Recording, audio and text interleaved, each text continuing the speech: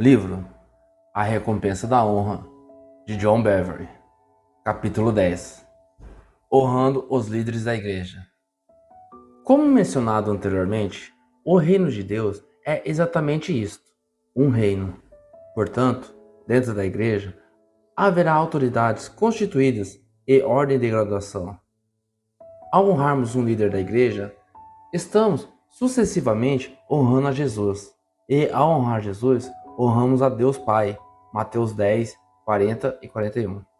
A forma como tratamos um líder, falamos dele e até pensamos a respeito dele, é a forma como tratamos aquele que enviou o líder. Então Deus diz: aos que me honram, honrarei, porém os que me desprezam serão desmerecidos. 1 Samuel 2:30. Nossa atitude para com Deus se reflete em nosso comportamento para com os líderes da igreja. Você não pode dizer que teme a Deus se não tem respeito pelas autoridades eclesiásticas. Eu temo a Deus e não os homens. Jamais me esquecerei do encontro que tive durante um culto e que retratava vividamente essa verdade. Depois de ensinar sobre a importância de sermos livres das ofensas, muitas pessoas atenderam ao apelo e vieram à frente para receber oração. Nesse grande grupo, um jovem se sobressaía. Ao perceber que ele carregava um fardo de sofrimento em sua vida, chamei-o para subir à plataforma, pois pretendia ministrar um pouco mais sobre ele. Quando ele subiu, outro homem saiu da multidão. Subiu também e ficou na plataforma conosco. Ele tinha um grande rabo de cavalo e estava vestindo jeans, um colete de couro preto e uma camiseta que deixava à mostra a tatuagem que cobria seus dois braços. Ele tinha um olhar furioso e estava absolutamente inquieto.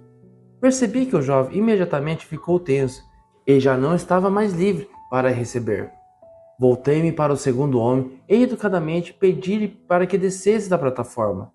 Ele olhou para mim com raiva e disse rudemente: não. Após o choque inicial dessa desconsideração aberta ao meu pedido, recompus-me mentalmente e disse: não vou continuar até que o senhor desça. Ele disse novamente: não.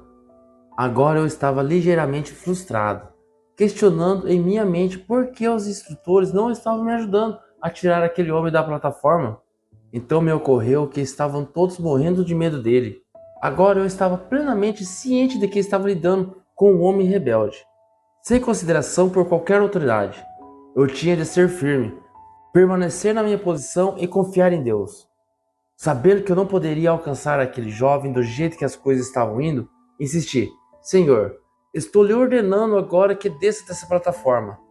Ele me olhou novamente com ira e disse: não. Depois de uma pausa desconcertante, explodiu: eu temo a Deus e não os homens. Aquele homem não temia a Deus. Ele temia uma imagem de Deus, uma imagem que ele havia criado em sua mente e em seu coração, que não era o verdadeiro Deus dos céus e da terra. Se ele realmente temesse a Deus, me honraria como servo de Deus e se submeteria ao meu pedido. Eu não iria ceder. Então, voltei-me para dentro de mim em busca da ajuda do Espírito Santo.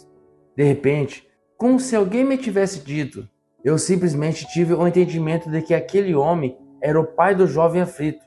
Perguntei-lhe pessoalmente e ele confirmou que realmente era verdade. Eu disse: Senhor, se quer que seu filho receba a ajuda de Deus, é preciso que desça da plataforma. Senão, será responsável por impedir que o poder de cura de Deus o alcance. Essas palavras pareceram penetrar em sua dureza o suficiente para que ele descesse com relutância, mas ainda desferindo um olhar furioso contra mim. O filho enfim se abriu mais uma vez para receber a ministração e foi poderosamente tocado por Deus. Foi realmente impressionante o que o Senhor operou nele. O jovem se quebrantou e irrompeu em soluços. Após o culto, encontrei-me com o pai do rapaz no gabinete pastoral. Ele era membro de uma violenta gangue de motociclistas da cidade. Ele era um homem duro e parecia inacessível, mas eu estava disposto a não recuar. Embora eu falasse com ele gentilmente, nosso confronto tornou-se tão intenso que a certa altura achei que ele fosse me agredir. Disse-lhe que era impossível temer a Deus e não ter consideração pelos seus servos. Temer a Deus é respeitar as autoridades que ele instituiu. Expliquei a ele porque estava errado em se recusar a atender ao meu pedido, para que descesse da plataforma. Finalmente, ele amaciou um pouco. Mesmo assim, eu não iria recuar. E depois de me concentrar com perseverança na palavra de Deus, ele finalmente se quebrantou e começou a chorar. O pai daquele homem o havia ferido profundamente, e a sua perspectiva sobre a vida, as autoridades e Deus foi inteiramente afetada pelo abuso que sofreu. Por não ter perdoado seu pai, ele acabava repetindo o mesmo comportamento ofensivo para com seu próprio filho.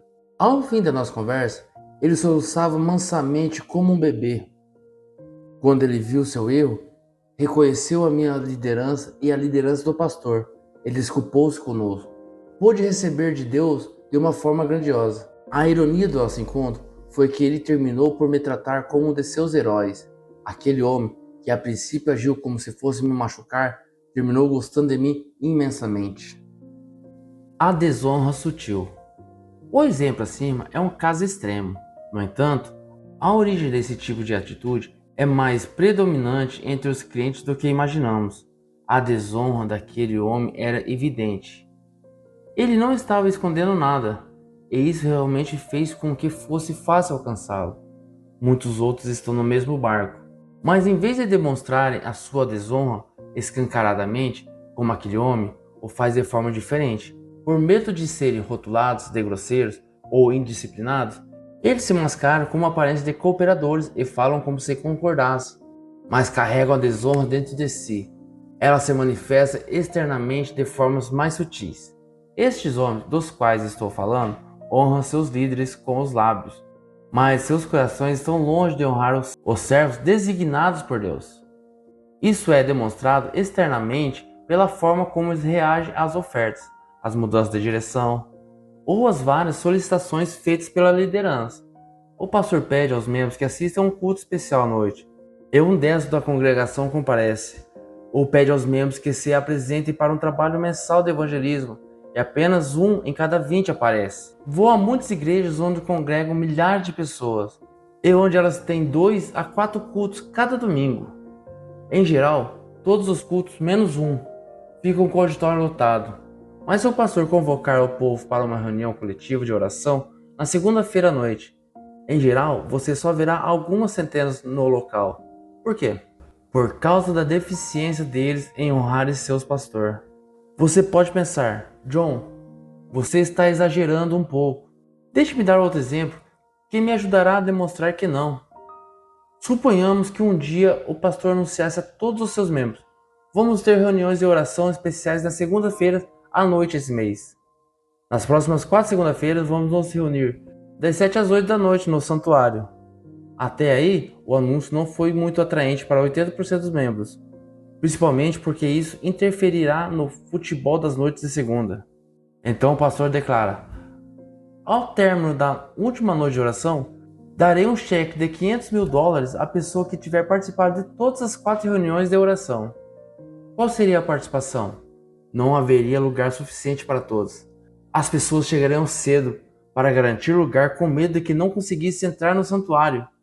Como você reagiria? Não engane a si mesmo, porque isso impedirá o que Deus possivelmente esteja tentando lhe mostrar sobre o seu próprio coração. Faça 2 perguntas a si mesmo. Em primeiro lugar, você teria participado das reuniões de oração se o pastor tivesse feito o aviso sem prometer entregar o cheque? Em segundo lugar, você teria participado das reuniões com a promessa do cheque de $500 mil? Pense nisso. Você poderia pagar pela sua casa e seu carro e ter muito dinheiro sobrando para outros fins. Se a sua resposta não for para a primeira pergunta, e sim para a segunda, então você acaba de descobrir o quanto valoriza pouco a palavra do pastor. Lembre-se, honrar é valorizar. Deus diz: obedecei aos vossos guias e sede submissos para com eles, pois velam por sua alma. Hebreus 13, 17. Essa é a instrução de Deus para o seu povo. Devemos obedecer aos líderes da nossa igreja. E você faria isso pelo dinheiro, mas não faria somente porque é o seu pastor. Um porta-voz de Jesus Cristo lhe disse para fazer. Então eu preciso lhe perguntar: quem é seu mestre? Jesus disse que os 2 senhores a quem você pode obedecer são Deus ou as riquezas. Mateus 6, 24. Vamos fazer algumas perguntas difíceis. Você comparece ao culto pontualmente? Você percebe que fica lutando consigo mesmo quando o seu pastor lhe pede para dar uma oferta especial? Você frequentemente ignora o chamado de seu líder para ajudar no berçário, na diaconia, como ajudante no estacionamento, no evangelismo, etc. Você percebe que fica dando desculpas para não participar de um culto especial de domingo à noite. Agora, pergunte a si mesmo: se fosse feita uma promessa de $500.000 para cada um desses pedidos, você tomaria uma decisão diferente? Se a sua resposta é sim, por quê? A resposta é simples: porque o dinheiro tem mais valor para você do que o representante de Deus colocou sobre a sua vida. Lembre-se das palavras de Jesus: quem vos recebe a mim, me recebe, e quem me recebe, recebe aquele que me enviou. Mateus 10:40. Isso poderia ser dito assim: quem vos recebe a mim, me honra, e quem me honra, honra aquele que me enviou. Quando você valoriza a palavra do pastor, você valoriza a palavra de Deus, porque Deus o enviou a você. Agora entendemos por que tantos não estão prosperando na vida. Lemos: plantados na casa do Senhor, florescerão nos atrios do nosso Deus. Salmo 92:13. Quando somos plantados na igreja local, florescemos na vida, tanto agora quanto no trono do julgamento de Cristo. Observe que o salmista não diz: aquele que frequenta uma casa do Senhor. Você pode frequentar uma igreja e não ser plantado. Ser plantado significa que é ali que você entrega a sua vida para servir a Deus. E é ali que você dizima, serve e obedece à liderança. Quando somos plantados, valorizamos a nossa igreja local, assim como uma árvore valoriza a terra onde você recebe vida. Você pode ter rompentes de prosperidade, sucesso e felicidade sem ser plantado na igreja local, mas não experimentará a longevidade dessas bênçãos. Não devemos desejar bênçãos esporádicas, mas sim aquilo que é duradouro e que trará grande prazer e satisfação aos nossos anos finais e, acima de tudo, quando estivermos diante do trono do julgamento de Cristo, onde todas as coisas serão reveladas. Se você está plantando a igreja, há de valorizar as palavras dos líderes da sua igreja. Você não será descuidado com aquilo que eles lhe pedem. Você temerá a Deus e, temendo a Deus, honrará os líderes instituídos por ele. Fazendo assim, receberá o completo galardão que Deus tem reservado para você. Tenha-os em alta consideração. Assim somos instruídos. Queridos irmãos, honre aos oficiais da sua igreja, que trabalham incansavelmente entre vocês, e os advertem contra tudo o que está errado. Tenham grande consideração por eles e deem-lhes o seu amor de todo o coração, porque eles estão se desgastando para ajudar vocês. 1 Tessalonicenses 3:12-13. Em 25 anos de ministério, 7 dos quais foram em igrejas locais e o restante viajando, percebi que os crentes mais realizados, cheios de paz, felizes, prósperos e vitoriosos, são aqueles que têm os líderes da sua igreja em alta consideração e que os amam e se dedicam a eles de todo o coração. Se Deus nos instrui a agir como no versículo acima, então não faz sentido que esse testemunho seja verdadeiro. O contrário é verdadeiro também. Ao longo dos anos, pude me deparar com pessoas que estão em ambos os lados dessa moeda. Encontrei alguns que veem a si mesmos como sendo tão qualificados quanto seus pastores. Eles suportam seus líderes apenas porque ele ou ela ocupa aquela determinada posição. Tais pessoas acham que poderiam fazer um trabalho tão bom quanto o deles, ou até melhor, na liderança da igreja ou do ministério, e geralmente estão só aguardando um tempo até que Deus as promova ao ministério. Elas veem seu pastor como alguém que podia ser facilmente substituído e não o tratam de forma diferenciada. Seguindo o mesmo raciocínio, isso pode acontecer com alguém que não tem aspiração ao ministério. Alguém que está no mercado de trabalho e frequenta a igreja porque é a coisa certa a fazer. Essas pessoas, diferentemente das que descrevemos acima, entendem que o pastor exerce um papel que qualquer pessoa pode exercer, principalmente elas, caso não tivesse escolhido uma carreira no mundo empresarial. Encaram os pastores como pessoas de inteligência inferior e que, por este motivo, acabam envolvendo-se com o ministério, tanto num quanto no outro caso. Você não verá tais pessoas galgando o seu pleno potencial na vida. Sim, elas podem se sair bastante bem nos negócios ou no ministério, mas se tivessem sido plantadas na igreja local e considerado o dom de Deus, que o seu pastor, como algo valioso, alcançaria um nível elevado. Na maioria das vezes, essas pessoas passam por dificuldades em seus casamentos e com seus filhos, sofrem com problemas financeiros e de saúde, e em muitas outras áreas da vida. Uma história que parte o coração.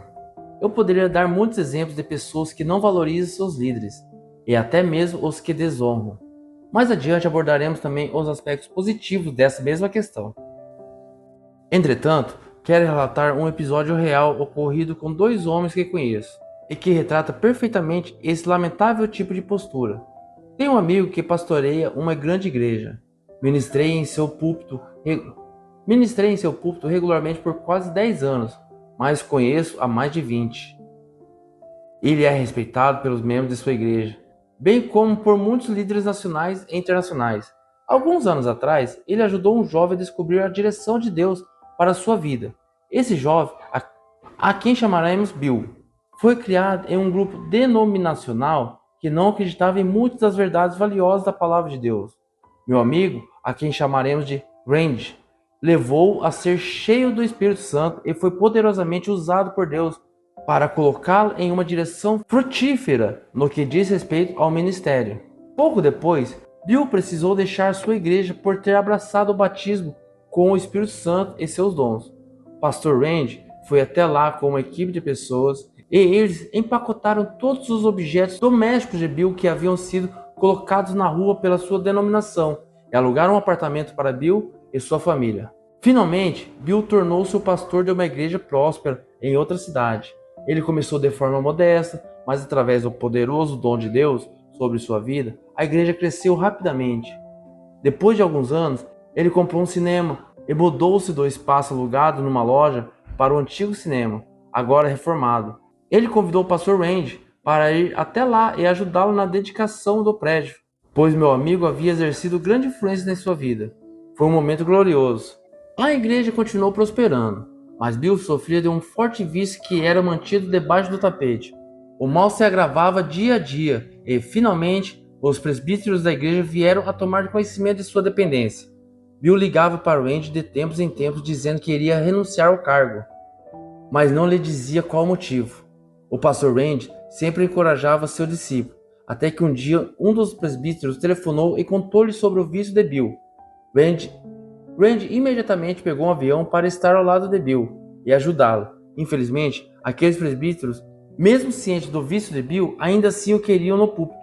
Quando Randy ouviu as palavras dos presbíteros, disse: "Se vocês fizerem qualquer tipo de esforço para permitir que Bill permaneça usando o púlpito, eu ficarei para o culto de domingo e trarei a citação ao público. Vocês não se importam com a família dele, vocês só se importam consigo mesmo e com a igreja. Mas se aceitarem a renúncia dele, estarei à disposição para ajudar na transição da igreja."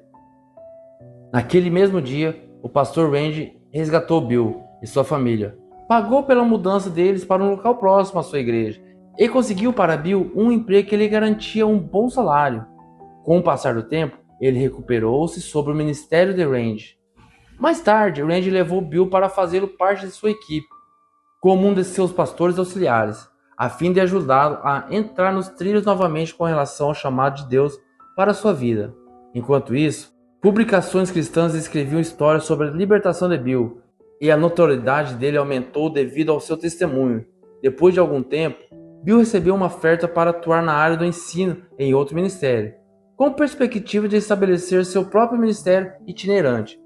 Pastor Randy sentiu-se que Bill não estava pronto para dar esse passo e aconselhou a recusar a oferta. Bill achou que seu pastor o estava controlando e colocando um obstáculo em seu caminho. Então, ele ignorou o conselho de Randy e seguiu em frente. O tempo passou e, um dia, Bill e eu tivemos a oportunidade de jantar com dois outros líderes. Ele passou grande parte do tempo em que estivemos juntos reclamando do pastor Randy. Criticava a forma como Randy dirigia a igreja, o tratamento que recebia quando fazia parte da equipe e a não concordância de seu antigo líder com a sua partida. Lembro claramente da preocupação que senti em meu coração. Eu sabia que ele estava ofendido, e isso resultou numa queda significativa na forma como ele via o homem que havia feito tanto por sua vida. Defendi Randy naquele jantar, mas pude ver claramente que não estava conseguindo chegar a lugar algum. Eu sabia que não deveria discutir aquelas coisas sem a presença de Randy no local, para nos dar a sua versão dos fatos. Então encerrei nossa discussão dizendo a Bill que Randy era um pai na fé para ele, e que mesmo que Randy estivesse errado, tendo cuidado suficiente para dizer que não estava. Bill falhara por falar dele de forma crítica e por desonrá-lo. Compartilhei com ele outros exemplos bíblicos mencionados anteriormente neste livro, mas Bill estava inflexível com sua reprovação ao pastor Randy. Vários meses depois, recebi uma ligação do pastor Randy. Ainda posso ouvir o tom triste da sua voz. Era como se alguém houvesse morrido. Bill tinha publicado um livro, e um dos capítulos tratava como reagir à igreja e a líderes controladores. Randy disse: John, quero ler para você 4 páginas do novo livro de Bill. Por telefone, meu amigo leu o relatório difamador de Bill a seu respeito e sobre sua equipe e igreja. Embora não houvesse menção a nenhum nome, era óbvio a respeito de quem ele estava escrevendo. Afinal, aquela era a igreja onde ele havia ocupado a posição de pastor auxiliar. A partir do que estava declarado no livro de Bill, poderia-se pensar que o pastor Randy era um maníaco por controle. O interessante é que, durante os 10 anos em que viajei para estar na igreja de Randy, a sua grande equipe sofreu poucas alterações. Eles são muito dedicados, eu o amo profundamente.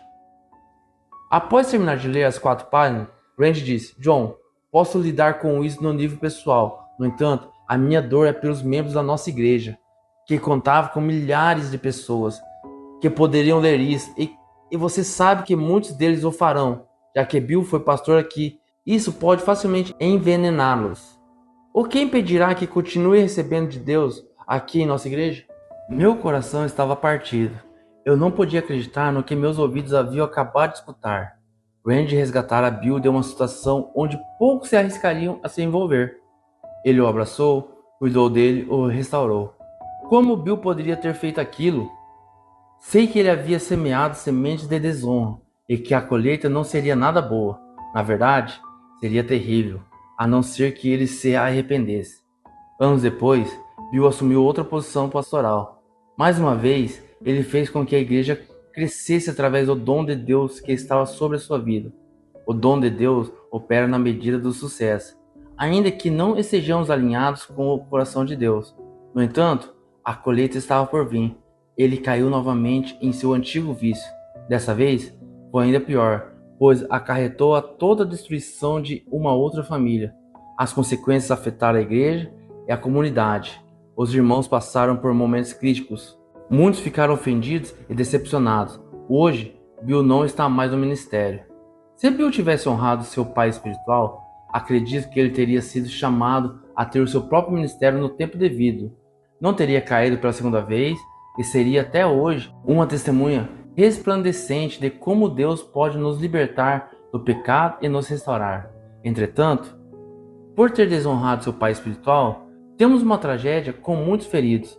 Isso poderia ter sido evitado. Contando essa história, espero ter contribuído para que ela não se repita na vida de vocês. Bill possui um dom impressionante para ensinar a palavra de Deus. Na verdade, eu costumava me maravilhar com as revelações que ele nos transmitia. Ouvi outras pessoas que o conheciam e que estavam sob o seu ministério comentarem sobre o poder de seus ensinos. Que trágico! Se Bill tivesse honrado seu pai na fé, tudo teria ido bem com ele e com aqueles a quem influenciou. O apóstolo Paulo afirma: embora possam ter 10.000 tutores em Cristo, vocês não têm muitos pais. 1 Coríntios 4:15. Devemos nos lembrar que Deus diz que nos colocamos debaixo de maldição quando desonramos nossos pais. Isso não se aplica somente a nossos pais naturais, mas também aos espirituais. Pessoalmente, acredito que muitos acontecimentos traumáticos seriam evitados se os envolvidos tivessem desenvolvido a verdadeira honra em seus corações e ser protegido contra a mágoa, principalmente no que diz respeito a seus pais e mães espirituais. 2 ou 3 testemunhas. O homem que me colocou pela primeira vez no ministério perdeu toda a sua igreja de 8.000 membros. A igreja hoje não existe mais pelo fato de o pastor ter abandonado sua esposa por uma mulher mais jovem. Ele disse à congregação que estava deixando a esposa e que, caso não gostasse, poderiam sair e ir para outra igreja. Foi um golpe devastador. Lamentavelmente, Muitos homens que eram ovelhas desse pastor seguiram o mesmo rumo e se divorciaram de suas esposas. Vários obreiros que serviram ao meu lado quando eu trabalhava para essa igreja se tornaram críticos com relação àquele homem. Eu também comecei a ir pelo mesmo caminho, pois estava frustrado e zangado com ele. A honra que eu lhe devotava como meu pai espiritual estava se deteriorando rapidamente. Eu havia deixado a igreja 5 anos antes, quando ele nos liberou. Lisa e eu, ele nos abençoou para um novo cargo no ministério em outro estado. Mas muito embora não estivéssemos mais em sua igreja, eu sentia que ficava cada vez mais aborrecido com ele. Então, durante um período de 2 semanas, tive 4 sonhos com meu antigo pastor. Já que raramente consigo me lembrar dos meus sonhos, ter 4 em 2 semanas e me lembrar deles é algo completamente fora do normal. Sinto-me quase constrangido ao escrever isso, mas foi somente no 4º sonho que finalmente compreendi que Deus estava tentando me dizer algo. Ao orar, perguntei: Pai, o que o Senhor está me mostrando através desses sonhos? Imediatamente ouvi uma voz severa dizendo: Ele é meu servo. Pare de julgar o meu servo. Não competia a mim criticar ou fazer julgamento sobre meu antigo pastor, que era um pai para mim. Uma vez consciente disso, arrependi-me e escrevi a ele uma carta pedindo perdão. Meses depois de ter se divorciado de sua esposa, ele casou-se com uma jovem mulher loira e logo em seguida a igreja encolheu para 400 membros. Ele tentou salvar a igreja, mas era só uma questão de tempo até que as portas se fechassem definitivamente. Devemos abandonar uma igreja quando o pastor está pecando abertamente e não quer se arrepender? A resposta é definitivamente sim. Paulo escreve: Já em cartas anterior, vos escrevi que não vos associasseis com os impuros, pessoas não castas. Refiro-me, com isto, não propriamente aos impuros deste mundo, ou aos avarentos, ou roubadores, ou idólatras, pois, neste caso, tereis de sair do mundo, e da sociedade humana também. Mas agora vos escrevo que não vos associeis com alguém que, dizendo-se irmão, cristão, for impuro, ou avarento, ou idólatra, cujo coração seja devotado a qualquer coisa que usurpe o lugar de Deus, ou maldizente, cuja língua critica, insulta, injúria ou difama, ou beberrão, ou fraudulento, ou roubador. Não, com esse tal, nem ainda com mais. 1 Coríntios 5, 9 a 11. Paulo afirma: está claro que não devemos nos associar intimamente com um cristão que vive na imoralidade. O fato de aquele líder se divorciar de sua esposa sob a alegação de que não se entendiam, tendo durante todo o tempo uma jovem pronta para agir, ou seja, aguardando o desfecho para casar-se com ele, é imoralidade. Isso fica muito evidente quando lemos as palavras de Jesus em Mateus 19, 9. Eu, porém, vos digo: quem repudiar sua mulher, não sendo por causa de relações sexuais ilícitas, e casar com outra, comete adultério. Então, se não devemos comer com um cristão que esteja vivendo em pecado deliberado, certamente não devemos pactuar de sua mentalidade. Não devemos nos sentar sobre a cobertura ministral de um homem que esteja nesse estado. Caso ele se arrependa, então podemos recebê-lo novamente. Você pode estar se perguntando: mas isso não seria julgá-lo? A resposta é que, na verdade, seria julgar seus frutos. Devemos julgar os frutos, os atos dos homens, mas não os motivos do seu coração. Paulo disse: não é de nossa responsabilidade julgar os de fora, mas não há dúvida de que é a nossa obrigação julgar e tratar com rigor aqueles que são membros da igreja e estão pecando nessas coisas. 1 Coríntios 5,12. Sem entrar em detalhes, eu estava julgando o motivo do coração do meu pastor e, por essa razão, Deus teve de advertir por meio de sonhos. Só Deus pode julgar os motivos do coração do homem. Paulo disse: portanto, nada julgueis antes do tempo, até que venha o Senhor, o qual não somente trará à plena luz as coisas ocultas das trevas, mas também manifestará os desígnios, motivos do coração. 1 Coríntios 4, 5. Inserções do autor. Por essa razão, permaneço esperançoso quanto à restauração da vida de meu antigo pastor. Para ajudar a esclarecer esse ponto, ontem mesmo eu estava falando com uma pessoa do ministério que estava perturbada por causa de uma mensagem que outro ministro havia trazido em sua conferência. Esse amigo relatava o sermão para mim ao telefone e mencionava as escrituras para mostrar o erro que havia na mensagem. Outros ministros expressaram a mesma preocupação. Entretanto, meu interlocutor disse: creio que o pastor trouxe esse ensinamento para que, a partir dessa mensagem aparentemente maravilhosa, as pessoas de muitas igrejas e conferências maiores se abram para ele. Imediatamente interrompi esse amigo ao telefone e disse: agora você está julgando os motivos dele, e isso está errado. Eu lhe disse que não havia nada de mal em julgar os frutos, o que é dito ou feito, nesse caso, a própria mensagem, mas não o motivo. Somente Deus pode fazer isso. Era o que eu estava fazendo com o meu pastor, e por essa razão Deus me fez uma grave advertência. Aquelas 400 pessoas que permaneceram sob a liderança pastoral do meu antigo pastor após o seu novo casamento, ingressaram numa situação ministerial muito pervertida. A lealdade deles não era bíblica, pois pairava ali uma atmosfera dominada por um espírito de engano e não pelo Espírito Santo. Até hoje ainda honro meu antigo pastor, embora ele não tenha se arrependido publicamente. Ele agora está casado com uma terceira mulher.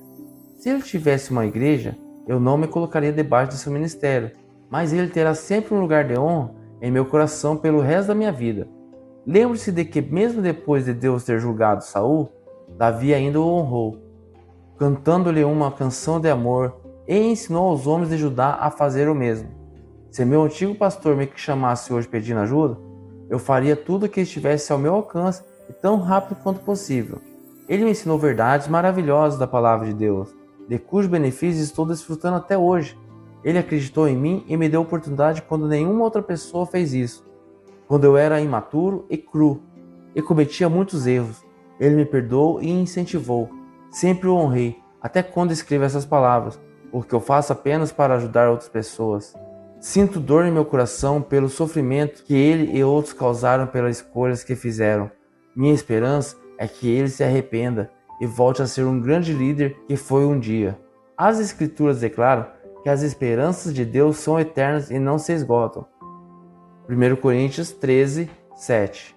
Por outro lado, muitas pessoas hoje abandonam as igrejas por ouvir rumores de que seu pastor cometeu pecado. Não faça isso. Não devemos dar ouvidos a rumores. Somos ensinados: não aceitei denúncias contra presbíteros, senão exclusivamente sob o depoimento de 2 ou 3 testemunhas.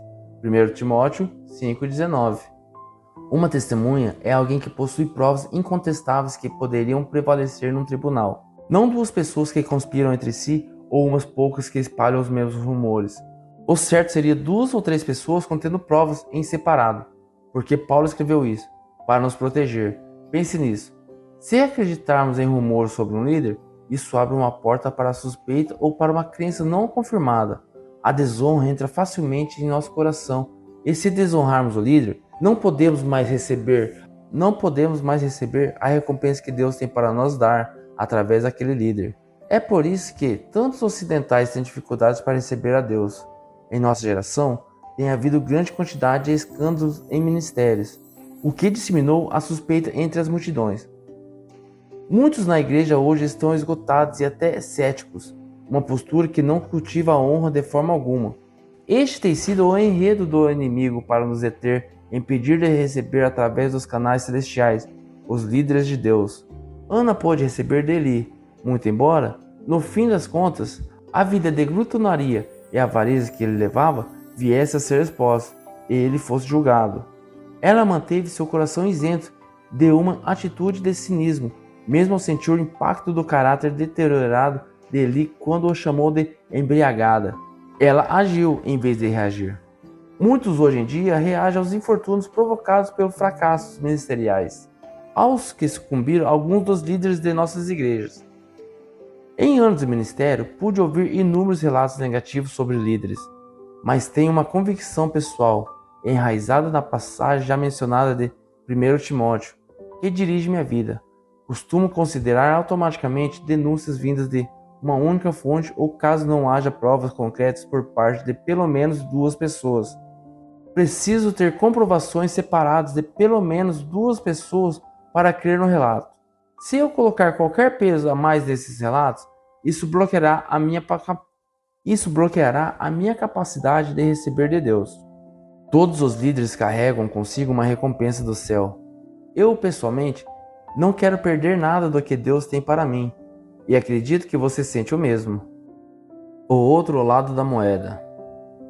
Olhando por um outro ângulo, devo dizer que conheci e aprendi a amar muitas pessoas na igreja que honraram seus líderes e devotaram a eles amor e dedicação sinceros. Alguns deles estão trabalhando nas equipes das igrejas, outros auxiliam seus líderes, e muitos outros são membros da igreja ou parceiros desses ministros. Tem sido um prazer ver Deus promover essas pessoas ao longo dos anos. Às vezes é difícil perceber quando estão alcançando novos degraus de responsabilidade ou galgando rapidamente novas funções, mas depois de observar muitas delas ao longo de 10, 20 ou até 25 anos, pude ver em suas vidas um avanço silencioso, mas sólido em todos os aspectos. Volto a lembrar que muitas outras ficaram irritadas com o meu antigo pastor a respeito de que falei anteriormente e desenvolveram atitudes que não cultivaram a honra, tornaram-se críticas e boa parte sofreram consequências trágicas. Algumas delas se divorciaram, outros passaram coisas terríveis com seus filhos, outras ainda amargaram a ruína financeira, e outras assumiram ou iniciaram igrejas, e depois de anos de trabalho duro, não conseguiram fazer com que elas crescessem além de 100 ou 200 pessoas. Lembro-me do caso extremo de uma mulher que trabalhava comigo, e que foi para a TV e falou contra o meu pastor, aquele que perdeu toda a igreja. Ela tinha saúde perfeita, mas 2 meses mais tarde, morreu repentinamente de um gigantesco aneurisma cerebral. Se eu acho que isso foi coincidência? Não.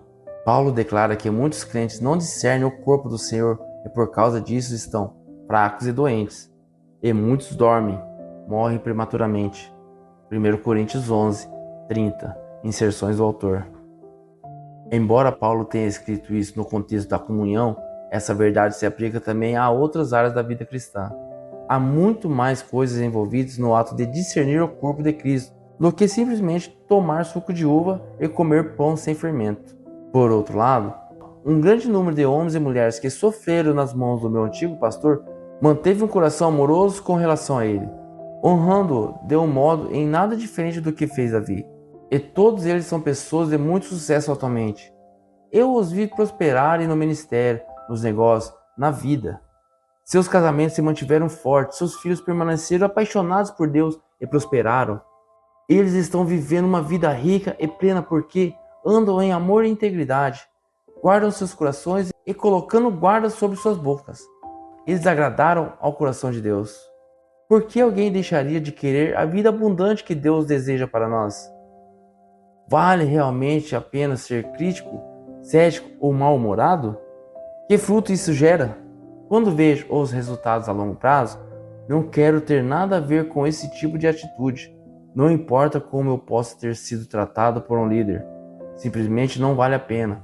Porém, a mais importante de todas as razões é esta: os homens e mulheres da Bíblia que honraram seus líderes foram aqueles que permaneceram próximos ao coração de Deus.